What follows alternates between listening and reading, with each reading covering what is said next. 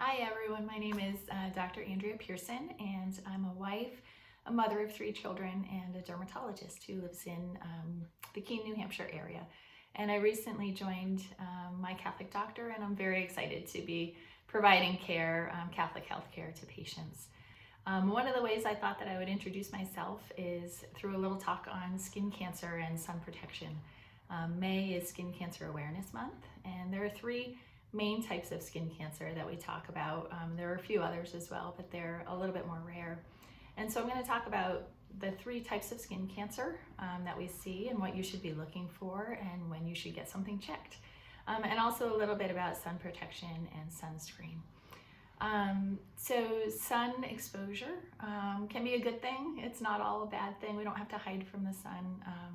Myself and my family, we love being active and outdoors, and my children love being at the beach and playing and kayaking, but we do it in a safe way. And it's important to get vitamin D, especially living in New England. We're all a little bit vitamin D deficient, and vitamin D is really important for our overall health and for our immunity.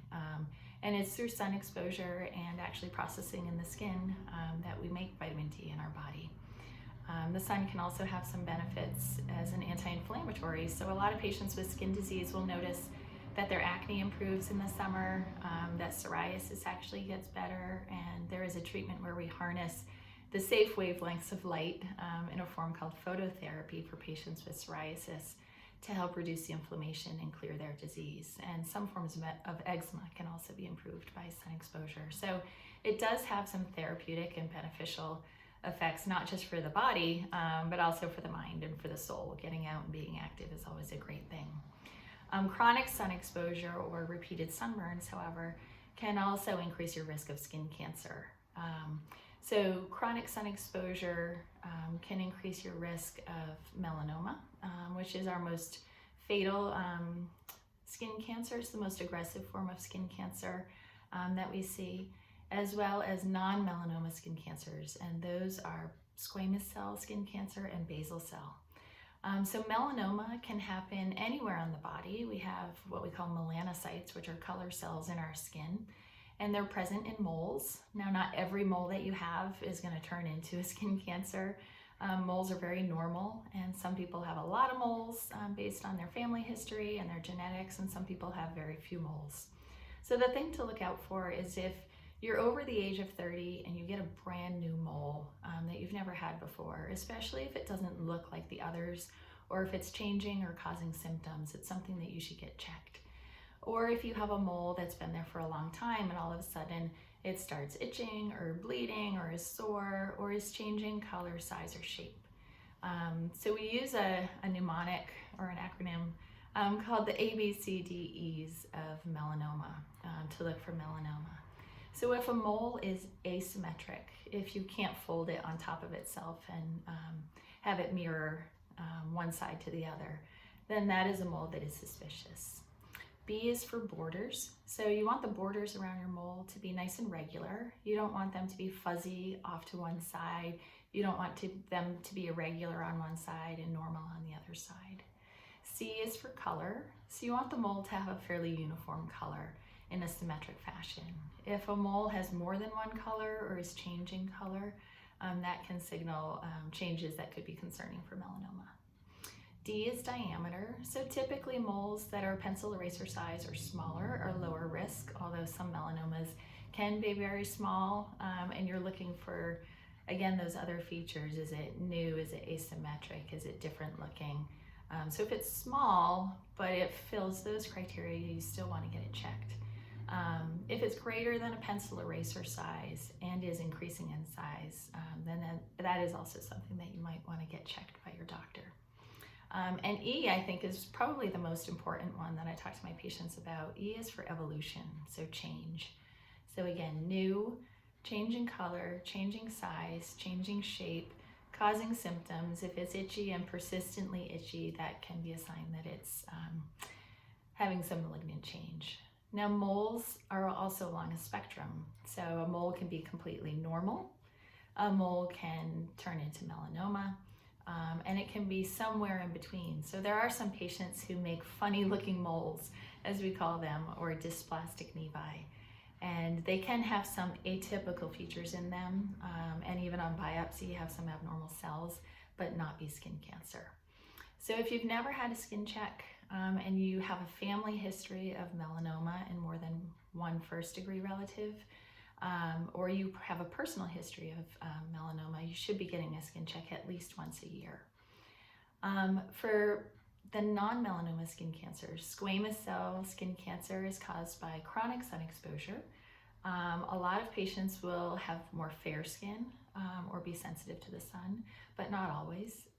And they often start with these sort of precursor lesions or signs of sun damage, which are called actinic keratoses. And those are rough, sort of sandpapery, gritty areas on the skin, most common on the head and neck, sometimes on the hands and forearms. And those are signs of precancerous changes. Now, when a squamous cell occurs, it's usually pink and scaly. It can be firm. It doesn't always have to be raised, but it can. And sometimes they're tender or itchy. So if you have an area that kind of looks like dry skin or a rash, but it won't go away, or it raises up and forms a bump, or it's tender or sore or growing, you should really get it checked. Basal cell is also in the non-melanoma skin cancer category, and it's the most common cancer worldwide and the least aggressive form of skin cancer. So we see those all the time, and the story is often a patient will come in and say, I have this thing that sort of looked like a pimple on my face, and I tried to pop it and it won't go away, and it's been there, for 6 months, and it just scabs and bleeds and scabs and bleeds, and it's slowly growing over time. Sometimes they can be a little bit raised, like a little bump, and sometimes they're more flat. And they can grow, and what they can do is cause pain. They can cause a little ulceration or damage in the affecting tissue, and they're most common on the head and neck. So you don't want to have something like that happening on your face or on your head and neck. All the skin cancers do require typically some form of surgery, so you want to catch them as early as possible. So again, just to review, if you have a brand new mole that you've never had before, especially if it's really dark or it doesn't look like anything else, or it's violating the rules of A, B, C, D, E, meaning it's asymmetric, has irregular borders, has various colors in it, has a diameter greater than a pencil eraser size, or is changing, you should get it checked. And again, anyone with a family history of a first-degree relative with more than one melanoma should have a screening exam. Or if you have a personal history of melanoma, you should certainly be followed at least once a year. Squamous cell skin cancer is non-melanoma skin cancer. They rarely metastasize, and they usually look like a pink, kind of scaly, tender, firm bump or patch on the skin. They're more common in patients who have chronic sun exposure, fair skin, and also patients who are immunosuppressed or have had transplants. So anyone on immunosuppressive medication or who's had a transplantation should be getting screened for squamous cell skin cancer, and all types of skin cancer actually, once a year. And then basal cell carcinoma or basal cell skin cancer, the least aggressive and most common form of skin cancer, that kind of shiny red patch or shiny red pimple that won't go away, that's bleeding and scabbing and won't heal, is something that you should also get checked and biopsied, because it can cause destruction in the tissue. In terms of sun protection, so how do we avoid these? Sun protection comes in many different forms. First, you can avoid the peak hours of the sun, which is recommended if you're active or gardening and you have the choice, and you can do it in the morning or in the evening when the sun's rays aren't so strong. That's recommended. There's a lot of great options for sun protective clothing. You can find these in specific websites. If you just Google sun protective clothing or UPF clothing, typically these are synthetic materials that are more tightly woven, because a white cotton t-shirt or a linen shirt only has an SPF of 4, and we're really looking for an SPF of 30 to 45.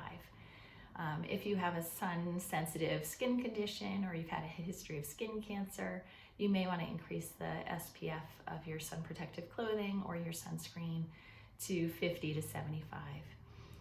Proper application of sunscreen is to apply it in a thick layer every 2 to 3 hours if you're out in the sun. Now that seems like a lot. A lot of people have their one bottle of sunscreen that lasts the whole year, and we're obviously not using enough if that's happening. So you want to make sure that you put a nice thick layer on. Sunscreens that come in a cream or lotion form offer better protection as opposed to sprays or the foams that you can buy. Those are a little bit easier to rub in, but they provide less protection. And you want to reapply after getting out of the water as well. For kids, a lot of parents will prefer the physical blocking sunscreens, which contain zinc oxide or titanium dioxide as opposed to chemical sunscreens. Physical blocking sunscreens block physically the effects of the sun, as opposed to chemical sunscreens, which convert the sun into an inactive form that doesn't affect the skin in the same way. That's sort of a simple way of putting it. You're always, like I said, looking for a sun protective factor of between 30 and 50 at least, and reapplying it every few hours. For children, again, the physical blocking sunscreens tend to be a little bit more common and popular with parents in terms of safety. Chemical sunscreens can sometimes be irritating or can cause a rash, ironically, if exposed to the sun. So if you have sensitive skin, you might also want to go with more of a physical blocking sunscreen. The thing that we like to use for our children is the sunscreen sticks for their face, because a lot of times they'll complain that the sunscreen is getting into their eyes when they're active or sweaty or running around. So the sunscreen stick is great. They can do it themselves, and then you can kind of fill in the holes after they're done. So we've talked a lot about sun protection and skin cancer, but there are other effects on the skin from chronic exposure to the sun, and those include premature aging, and wrinkling, actually acne and cystic lesions on the skin, and blackheads and whiteheads, and just a leathery appearance to the skin. It can cause those changes because of the effect on the elastic tissue in the skin. So it breaks down the elastic tissue deep in the skin and causes those changes. And it also can thin the skin, which makes it harder for wound healing and causes easy bruising. So patients who have a lot of sun exposure will have thin skin, sort of wrinkled skin and leathery skin, and of course they're also more prone to skin cancer. So I hope this was helpful. I look forward to working with you all. Teledermatology is a great way to provide dermatologic care. If you are looking for a skin exam, unfortunately it's not a great avenue, so you should be seen in person by a dermatologist in a clinic to do a full skin exam from head to toe. Certain skin spots can be sent by photograph, and those can be evaluated by teledermatology as well. Pigmented lesions, looking for melanoma, are a lot harder to do that way, and that's not recommended. But certainly kind of touching base about a spot of concern is amenable. The things that work really well with teledermatology are chronic skin conditions and diseases like acne, rosacea, psoriasis, eczema, seborrheic dermatitis or dandruff, some rashes or acute rashes. And so certainly reach out and schedule an appointment, and have a wonderful summer, and I look forward to working with you. God bless.